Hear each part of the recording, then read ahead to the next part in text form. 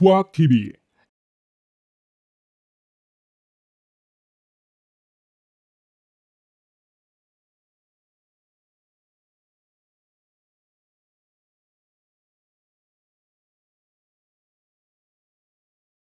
신종 코로나 바이러스가 대유행의 조짐을 보이고 있습니다.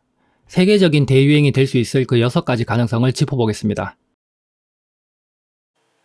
신종 코로나 바이러스는 중국 후베이성 우한시가 발원지이고 23일 봉쇄 후 25일까지 500만 명이 우한시를 탈출하였습니다.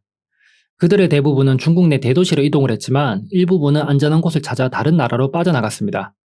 중국 제1경제망가 바이두는 우한이 봉쇄되기 전인 지난 1월 10일에서 22일 우한 지역 바이두 지도 앱 사용자의 동선을 분석한 결과 항공편 이용자들 중 한국행은 6,430명으로 파악된다 하였습니다. 하지만 국내 언론은 1월 13일에서 25일 우한에서 한국으로 입국한 외국인은 총 205명으로 중국인 185명이라 하였는데 그중 65명이 현재 소재 파악이 되지 않는다고 합니다. 숫자의 차이가 크게 있지만 그 부분은 차치하고 이 행방불명된 65명 중 1명이라도 감염자가 있다면 이 감염자로 인해 국내에는 감염 사슬이 만들어지게 됩니다. 이는 체내에 오장육부를 갉아먹는 기생충을 둔 것과 다름이 없습니다. 특히 후베이성에서 입국해 연락이 두절된 중국인 2명은 더욱 가능성이 높다 할 수 있습니다. 현재 공식적인 숫자는 65명이지만 미입국자는 더 있을 것이며 공항 검열 통과자, 제3국으로부터 감염돼 입국한 내외국인들, 증상이 있음에도 후베이성에서 입국하지 않았다고 뒤늦게 양성 판정받은 사람들, 그리고 그들과의 접촉자들까지 지역사회의 확산이 점점 빨라지는 이유입니다. 그리고 이는 비단 한국에서만 일어나고 있는 일이 아닙니다. 전세계 대유행의 조짐 원인 첫 번째입니다. 신종 코로나는 2002년 발병해 2003년 종식한 사스와 2012년 발병해 2015년 거의 종식됐다고 보는 메르스와 똑같은 유전 물질 RNA를 가지고 있습니다. 이 RNA는 한 가닥의 실처럼 생겼는데 이 실은 숙주세포에 들어가면 증식에 필요한 단백질을 곧바로 만들어냅니다. 두 가닥의 유전 물질을 가진 바이러스보다 증식 속도가 훨씬 빠릅니다. 코로나 바이러스와 비슷한 구조의 RNA 바이러스는 많지만 코로나는 그 가운데서도 덩치가 가장 커서 유전자가 많고 유전자를 다룰 공간도 넓습니다. 그렇게 환경 변화에 맞춰 유전자를 변형해야 할 때 선택의 여지도 많다는 얘기입니다. 지난 3일에는 중국 연구진이 광둥성의 한 가족에게서 신종 코로나의 변종을 발견했다는 소식이 외신을 타고 전해지기도 했습니다. 한국생명공학연구원 감염병연구센터 책임연구원은 바이러스의 증식을 억제하는 기존 항바이러스제만으로는 한계가 있다. 바이러스의 면역 회피 작전을 막아 숙주의 면역을 강화하는 신개념 바이러스제 개발이 필요하다고 제안을 했는데 같은 RNA 물질을 가진 에이즈, 사스, 메르스에 대한 백신도 아직 개발을 못했는데 발견 2개월 된 신종 코로나 바이러스에 대한 백신이 언제 나올 수 있을지는 정말 신도 모르지 않을까 싶습니다. 빌 게이츠 재단과 존스 홉킨스 대학이 이벤트 201이라는 전세계 전염병 대유행 팬데믹 시뮬레이션을 만들었는데 그 시뮬레이션에서도 첫 해의 백신은 나오지 않습니다. 이 시뮬레이션에 대해서는 4번째 2회에서 다시 얘기 드리겠습니다. 앞에서도 사스, 메르스, 신종 코로나의 유사성에 대해 잠시 얘기를 드렸는데 사스, 메르스 피해 상황과 비교해서 신종 코로나 전파력에 대해 얘기 드리겠습니다. 2002년 11월부터 2003년 7월까지 9개월간 발병했던 사스는 감염자 8,273명, 사망자 775명을 발생시켰습니다. 그리고 2012년 9월부터 2015년 6월까지 2년 10개월간 메르스의 감염자는 1,599명, 사망자는 574명이었습니다. 그런데 신종 코로나 바이러스는 2019년 12월에 발병해 2020년 2월 6일 단 2개월 만에 세계 확진자 28,335명, 사망자 565명을 발생시켰습니다. 특히 주목해야 할 점은 신종 코로나는 12월 8일쯤 첫 환자가 발생했고 500번째 환자가 나오기까지 40여일 걸렸습니다. 하지만 추가 환자 500명까지는 단 이틀밖에 걸리지 않았습니다. 그리고 또 이틀 만에 1000명의 확진자, 2000명에서 3000명으로 넘어갈 때는 단 하루가 걸렸고 오늘은 단 하루 만에 감염자만 4000명이 추가되었습니다. 이건 사스와 메르스와 비교를 할 수 있는 수치가 아닙니다. 왜냐면 시간이 갈수록 감염자가 늘어날수록 감염자와의 접촉자도 늘어나게 되고 그만큼 추가 감염자는 다단계 방식으로 늘어날 수밖에 없습니다. 이런 추세로 사스처럼 9개월 또는 메르스처럼 2년 10개월을 간다고 할 때 얼마나 감염자가 나올지 상상도 되지 않습니다.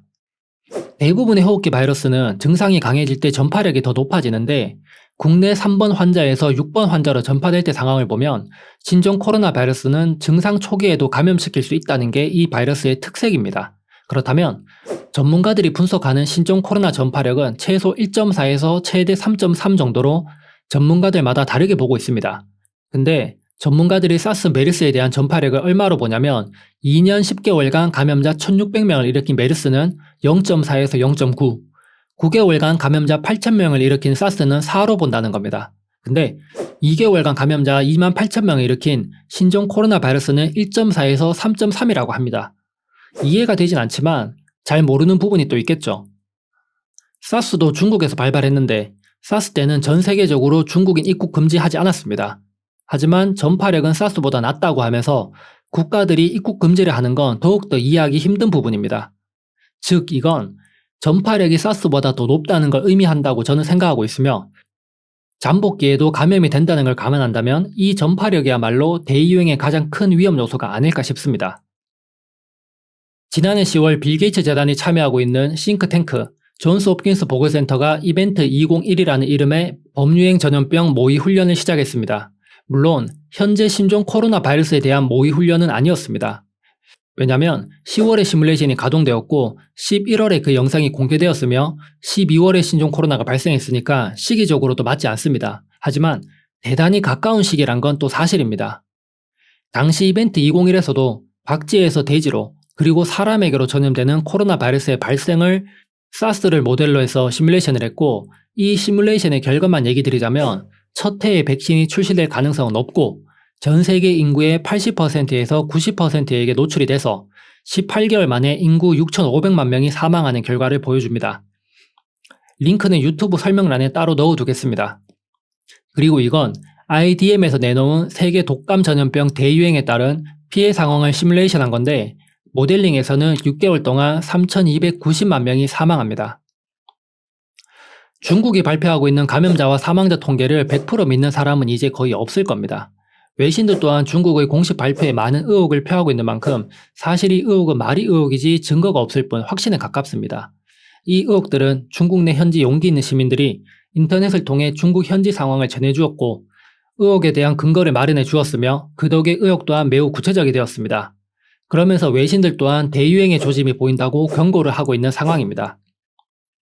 홍콩 사우스 차이나 모닝포스트에 따르면 홍콩 보건당국은 4일 치명적인 신종 코로나 바이러스가 지역사회에 널리 퍼질 수 있다고 경고했습니다. 미국 전문가 또한 세계적인 대유행이 임박했다고 경고하고 있습니다. 이런 얘기를 하고 있지만 현실은 공식 통계에 맞춰서 각 나라들과 국민들이 대응책을 마련하고 있는 상황입니다. 그리고 통계는 의혹에 비해 현저히 낮게 나오므로 대응책 또한 의혹에 비해 매우 미비한 수준입니다.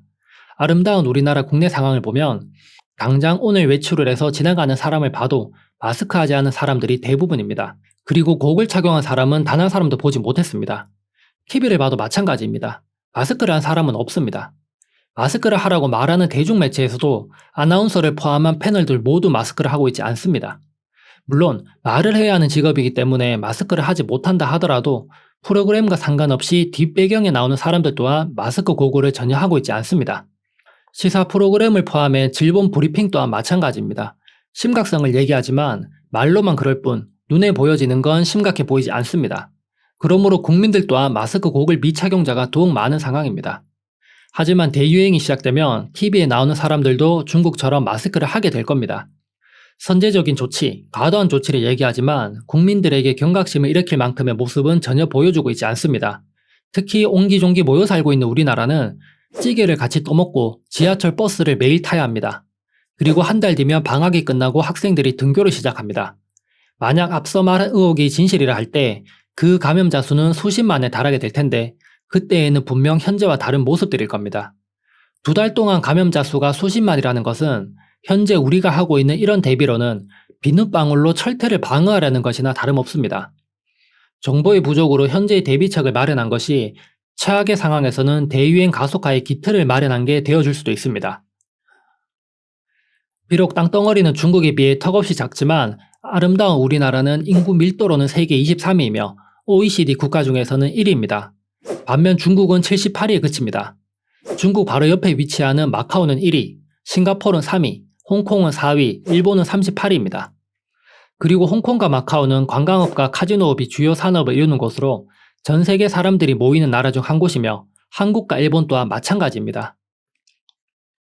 2월 6일 오후 7시 기점 현재 확진자 수를 보시면 중국에 이어 일본이 45명으로 두 번째, 싱가폴 28명으로 세 번째, 태국 25명으로 네 번째, 한국 23명으로 다섯 번째, 홍콩 21명으로 여섯 번째입니다.